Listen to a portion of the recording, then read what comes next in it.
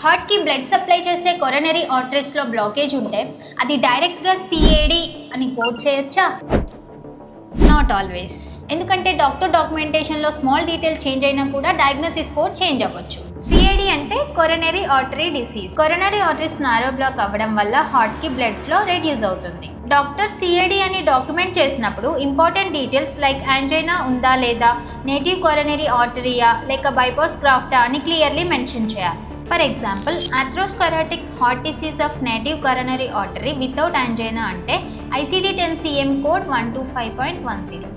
Medical కోడర్ provider exactly ఏం diagnose and document చేశారో అది రివ్యూ చేసి అప్రోప్రియేట్ ICD-10-CM కోడ్ సెలెక్ట్ చేస్తారు. ఈ కరెక్ట్ డయాగ్నోసిస్ కోడ్ పేషెంట్ కండిషన్ని అక్యురేట్ రిప్రజెంట్ చేయడానికి క్లెయిమ్స్ అండ్ ఇన్సూరెన్స్ ప్రాసెస్లో ఇంపార్టెంట్. సో జస్ట్ సిఏడి అని చూసి డైరెక్ట్గా కోడ్ చేయకండి. ప్రొవైడర్ డాక్యుమెంటేషన్ని కంప్లీట్గా వెరిఫై చేసి కరెక్ట్ ICD-10-CM కోడ్ అసైన్ చేయండి. ఇలాంటి రియల్ టైమ్ ఎగ్జాంపుల్స్ కోసం ఫాలో అవర్ పేజ్.